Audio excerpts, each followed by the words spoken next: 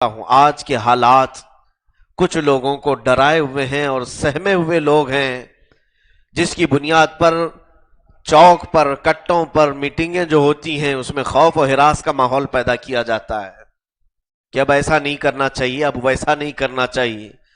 بہت ساری مصلحتیں اور حکمتیں درپیش ہیں لوگوں کے اور علماء کے سامنے بھی۔ حکمتوں کے راستوں پر چلنے اور مصلحتوں کے راستوں پر چلنے کی تلقین کرنے والے میسیجز پھیلائے جاتے ہیں، شانتی بنائے رکھیں، امن بنائے رکھیں۔ حقیقت تو یہ ہے میرے عزیزو، اسلام جتنی شانتی اور امن چاہتا ہے دوسرا کوئی چاہتا بھی نہیں۔ اسلام یہ جو لفظ ہے، یہ ورڈ ہے، اسلام عربی کا لفظ ہے۔ یہ اسلام کا میننگ اگر ڈکشنری میں نکال کر کے دیکھو گے تو پیس، امن۔ پورے دین کا نام ہی امن ہے، اور ہم امن نہ چاہیں تو پھر کون امن چاہے گا؟ یہ دین ہے جہاں جانور کے مارنے پر مواخذہ ہوگا، یہ اسلام ہے جہاں پانی وضو میں زیادہ خرچ کرے تو حساب ہوگا، یہ وہ دین ہے جو کسی بلی کے بند کر کے مر جانے پر اللہ کی طرف سے پکڑ ہوگی۔ یہاں امن نہ ہو تو اور کہاں امن ہوگا؟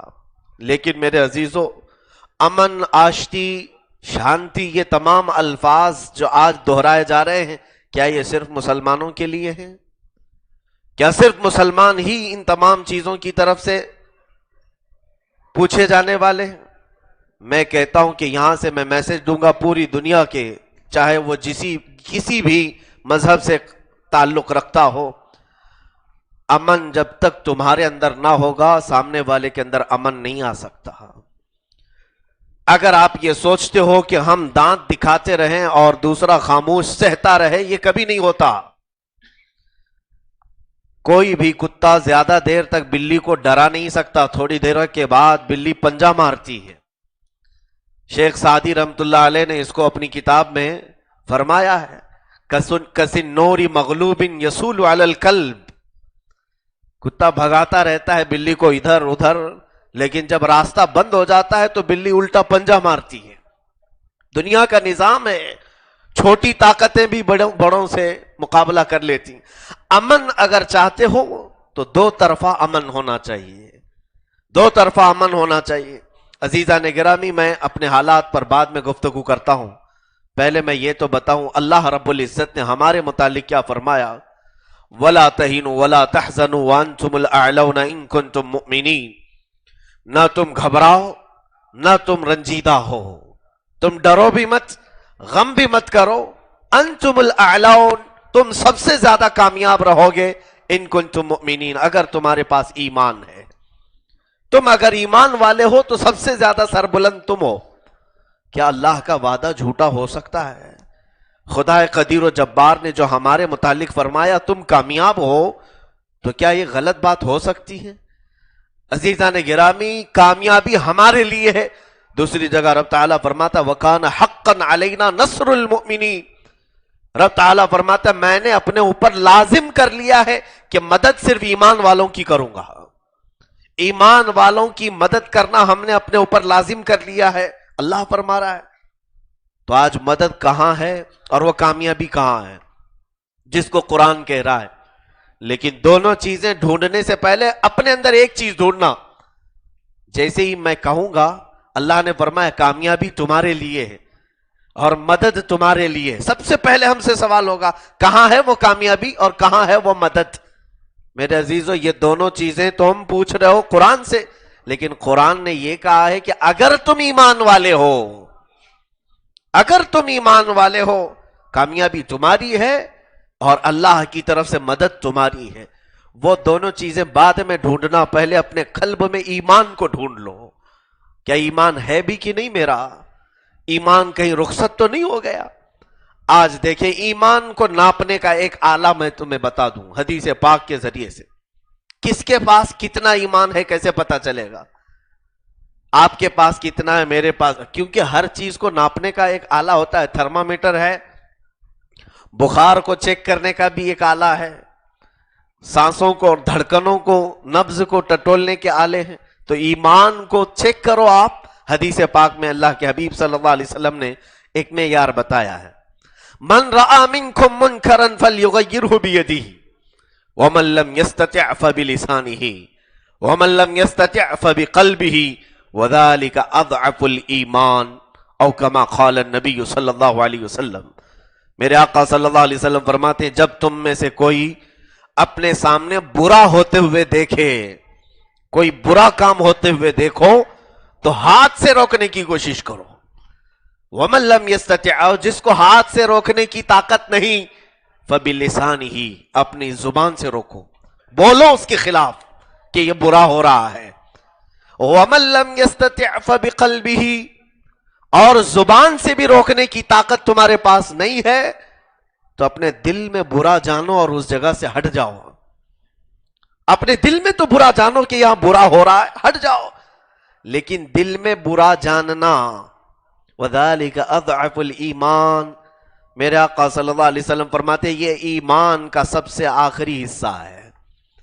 دل میں برا جاننا یہ ایمان کا سب سے کمزور والا حصہ ہے. میرے خیال سے اب سب سے کمزور حصہ ہی سب کے پاس رہ گیا ہے، دل میں برا جاننے کے علاوہ. اور کچھ کا تو حال یہ ہے کہ گناہ ہوتے ہوئے دیکھ کر دل میں بھی برا نہیں جانتے، ٹھٹا مار کر اس کے ساتھ ہنسی میں شامل ہو جاتے ہیں. کیا ایسا نہیں ہے کہ ایک بدمعاش چوراہے پر کھڑے ہو کر اپنے زنا کی داستان سنا رہا ہے، کل رات میں نے اپنا منہ کالا ایسے ایسے کیا تھا، 4 لوگ کھڑے ہو کر کے اس کے زنا پر ہنس رہے ہیں، اس کے گناہ کے مزے لے رہے ہیں. گویا کہ تم نے اس گناہ کو دیکھ کر دل میں بھی برا نہیں جانا، ہاتھ سے روکنے کی تو طاقت ہی نہیں تھی، زبان سے بولنے کا بھی پاس سلسلہ ختم ہو چکا تھا، دل میں برا جاننا بھی تم نے چھوڑ دیا. اس کا مطلب ہے کہ ایمان بھی رخصت ہو چکا ہے. جس کے پاس ایک رائی کے دانے کے برابر بھی ایمان ہوگا وہ برائی کو برا کہے گا یا برائی کو برائی سمجھے گا اور وہاں سے چلا جائے گا. اور جس کے پاس ایمان ہی نہیں ہے وہ برائیوں کو دیکھتا رہے گا اور ہنستا رہے گا. یہ میں نے ایک آلہ آپ کو بتایا ہے، چیک کرو. آج ماحول میں جتنی عیاشیاں ہو رہی ہیں یا جو اسلام کے خلاف پروپیگنڈے ہو رہے ہیں، کس کے پاس ہمیں ان برائیوں کو روکنے کے لیے طاقت کس انداز کی ہے؟ درجات بتا دیے گئے. ہاتھ سے روکنا اگرچہ یہ حاکموں کا کام ہے، زبان سے روکنا یہ علماء مبلغین کا کام ہے، دل میں برا جاننا کمزور لوگوں کا کام ہے. میرے عزیزو، آج یہ تینوں چیزیں بھی چھوڑ دی جا رہی ہیں، بلکہ اب برائی کو اچھا سمجھا جانے لگا ہے.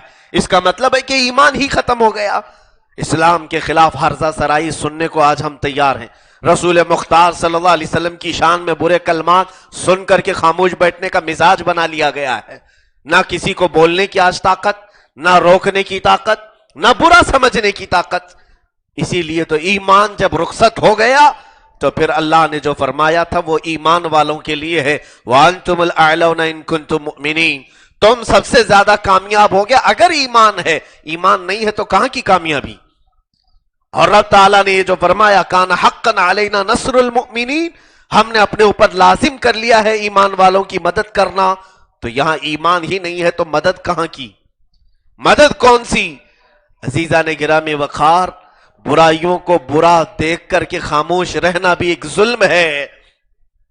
امام حسین رضی اللہ تعالیٰ عنہ شہید کربلا کا یہ فرمان ہے. آپ نے فرمایا تھا کہ میرے نزدیک ظالم صرف وہ نہیں جو کسی کمزور پر اپنا ہاتھ چلاتا ہے، بلکہ جو ظلم سہ کر خاموش بیٹھتا ہے وہ بھی ظالم ہے، آواز نہیں نکالتا. ظلم سہ کر کے خاموش رہنے والا ایک پورا ماحول، بزدلانہ ماحول وہ پیدا کر رہا ہے. ظاہر سی بات ہے، مجھے اس بات کا اچھی طرح سے اندازہ ہے کہ ہم جو یہاں پر پکارتے ہیں کچھ لوگوں کو تکلیف ضرور ہے. کیا ضرورت ہے ان تمام چیزوں پر بولنے کی؟ یاد رکھنا میں اپنی آخرت کے لیے بول رہا ہوں. کل جب پکارا جائے گا کہ ماحول میں سارا سناٹا تھا تو انشاءاللہ کسی بولنے والے میں ہمارا نام تو شامل ہوگا. رب تبارک و تعالیٰ کی بارگاہ میں اس پکڑ میں تو نہیں آئیں گے کہ ظلم کے خلاف آواز بھی نہیں کیا، بات بھی نہیں کیا. آج میں بغیر کسی تمہید کے اور بغیر اشاروں کے صاف صاف بات کروں کہ پورے ہندوستان کے ماحول میں آج رولنگ پارٹی کے ذریعے سے یا پھر کچھ شرپسند لوگوں کے ذریعے سے اسلام اور مسلمانوں کے خلاف ایک جو نفرت کا ماحول پیدا کیا جا رہا ہے، حقیقت میں ماضی میں ایسے ماحول نہیں ہوئے تھے، یا اگر ہوئے تھے تو علماء متحد تھے، مسلمان متحد تھے، اور ایمان والوں نے جم کر کے مقابلہ بھی کیا اور اپنا حق طلب کیا۔ عزیزان گرامی وقار، آپ کو اگر یہ میں بتا دوں، چاہے وہ این آر سی کے ذریعے سے ہو یا سی ای بی کے ذریعے سے، کہ یہ جو نئے قوانین لائے جا رہے ہیں، ظاہر سی بات ہے پورے ہندوستان کے مسلمان اس کے خلاف کھڑے ہیں، مذمت کرتے ہیں کہ ہندوستان کا جو جمہوری قانون ہے یہ کسی مذہب کی بنیاد پر نہیں بنایا گیا ہے، یہاں ہر مذہب کے رہنے والے کو حق ہے، یہاں ہندوؤں کا بھی حق ہے، مسلمانوں کا بھی حق ہے، یہاں کرسچن اور یہودیوں کا بھی حق ہے، جو جس مذہب کا پیروکار ہے، مذہب سے چھیڑ خانی یہ ہندوستان کے قانون میں ہے ہی نہیں، بلکہ ہندوستان کی پارلیمنٹ میں بھی سمویدھان جو قوانین بنائے گئے ہیں اسی کو سب سے بڑا دھرم مانا جاتا ہے، کسی اور مذہب کو نہیں۔ اب یہاں پر اگر چند باتیں میں آپ کو کہوں، کوئی صاحب یہ دوسرے ملکوں کی مثال پیش کرتے ہیں کہ افغانستان میں ایسا ہے، پاکستان میں ایسا ہے، بنگلہ دیش میں ایسا ہے۔ ارے میرے عزیز، آپ سے میں کہہ رہا ہوں ہندوستان کو دوسرے ملکوں کے مثال دینے کی ضرورت نہیں، ہندوستان الگ چیز ہے، وہ ملک الگ ہیں، اگر وہ مذہب کی بنیاد پر بنے ہیں تو وہ ان کا مسئلہ ہے۔ یہاں جب بات کرنی ہے تو پھر امریکہ کی مثال کیوں نہیں دیتے ہیں، انگلینڈ کی مثال کیوں نہیں دیتے ہیں، یورپ کی مثال کیوں نہیں دیتے، جہاں پر ڈیموکریسی ہے اور کسی مذہب کو، کسی بھی ایک دین کو پارلیمنٹ کا مذہب نہیں قرار دیا گیا ہے۔ ہندوستان اسی طرح کا ایک ملک ہے جہاں کسی بھی ایک مذہب کو، ایک دین کو پارلیمنٹ کا مذہب یا حکومت کا مذہب قرار نہیں دیا گیا۔ عزیزان گرامی، آج کے جو حالات ہیں یہ بڑے ہی ہمیں پیچھے دھکیلنے والے حالات ہیں۔ اب بھی اگر ہم خاموش رہیں اسی طرح تماشائی بن کر تو یہی ہوگا کہ برا دیکھ کر کے بھی خاموش رہنے والے کا ایمان بہت کمزور ہے۔ آگے ہم سے حقوق مانگے جائیں گے، تم ہندوستانی ہو کہ نہیں ہو، تمہارے ہندوستانی ہونے پر تمہیں اپنے ثبوت پیش کرنے پڑیں گے، اور ایک ہی ثبوت، اگر تم نے ایمان اور اسلام کا ڈنکا نہیں بجایا، تم نے اگر کفرستان کی طرف رخ کر لیا تو پھر سارے ثبوت چھوڑ دیے جائیں گے، نہیں ضرورت نہیں، تم ہندوستانی ہو۔ صرف اور صرف اسلام کے نام پر جو یہاں جی رہا ہے اس سے ثبوت مانگا جائے گا۔ تم ہندوستان کے شہری ہو، کیا ثبوت ہے تمہارے پاس؟ بہت سارے معاملات ہیں میرے عزیزوں۔ ایک بات یاد رکھیں، مجھے آج یہاں کہنے کے متعلق بعض لوگوں نے یہ کہا کہ مولانا آپ کا کوئی لاک آؤٹ نہیں ہے، کچھ سیاسی حضرات بھی ہیں، آپ کے تو باپ داداؤں سے آپ ہندوستان میں رہ رہے ہیں۔ سچ کہا آپ نے، تقریباً 9 پشتوں تک کا تو ریکارڈ ہم دے سکتے ہیں۔ الحمدللہ ہمارا پرانا خاندانی ثبوت ہمارے پاس موجود ہے۔ تو کیا تم یہ سمجھتے ہو کہ اگر میرے متعلق ہی مسئلہ آئے تو ہی میں بولوں؟ ہمارے متعلق کوئی مسئلہ نہیں ہے، ہمارے ہندوستانی ہونے پر ہم 150 سالہ ثبوت دے سکتے ہیں، لیکن میرے عزیزوں جو اسلام کے نام پر غریب مسلمانوں کے ساتھ جو معاملات ہوں گے، کیا ان تمام چیزوں کو دیکھ کر بھی ہم خاموش رہے؟ ہم اپنے ممبروں پر اسی طرح خاموش کھڑے رہے، پھر یہاں سے اصلاح کی بات کریں؟ تو پھر اس طرح کے ممبر کسی کام کے نہیں جو اسلام اور مسلمانوں کے حقوق کے بارے میں نہیں بولتے۔ ایسے ممبر کی کوئی ضرورت نہیں ہے جہاں سے حق کی آواز نہ اٹھائی جائے۔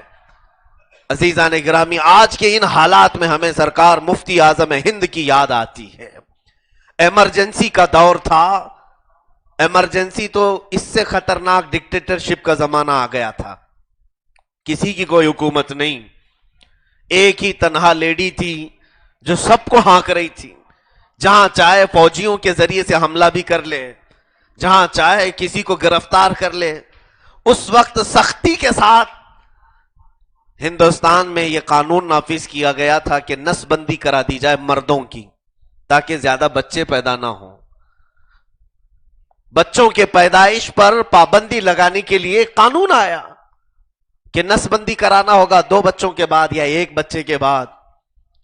اور اسلام میں نسبندی کرانا حرام ہے، مرد کے لیے بھی عورت کے لیے بھی۔ بچوں کے بند کرانے کا کوئی بھی اس طرح کا آپریشن یا نسبندی کرانا اسلام اس کی اجازت نہیں دیتا۔ ہاں آپ بچوں کو چاہیں تو روک سکتے ہیں عزل کر کے، بچوں کی پیدائش کے لیے آپ اپنی دوسرے طریقوں سے روک سکتے ہیں، گیپ کر سکتے ہیں، لیکن نسبندی کرانا، جیسے جس کو خصی کرنا کہتے ہیں، جس کے پاس بچے نہیں ہوں گے، یہ حرام ہے اسلام میں۔ اس وقت جب یہاں ایمرجنسی کا دور تھا ہندوستان میں، اور کوئی حکومت کے متعلق بولنے کی جسارت بھی نہیں کرتا تھا، بڑے بڑے مدرسوں کے محتمم فتوے لکھ چکے تھے کہ ہاں ہم حکومت کے ساتھ ہیں اور ضرورت کے مطابق یہ نسبندی اسلام میں جائز ہے۔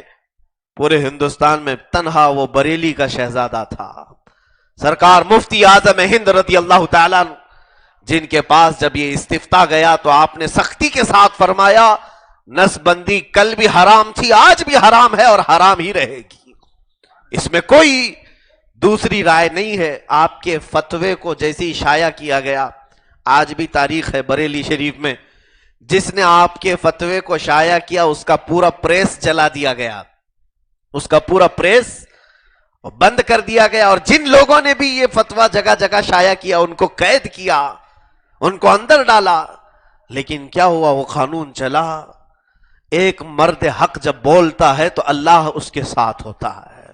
عزیزان گرامی، حکومت کی سختیاں اگرچہ دبا دیں، لیکن ہم جانتے ہیں یزید اپنی پوری فوج ہی کیوں نہ استعمال کر لے، آواز ہمیشہ حسین کی ہی ہوتی ہے، آواز ہمیشہ حسین کی جاری رہے گی۔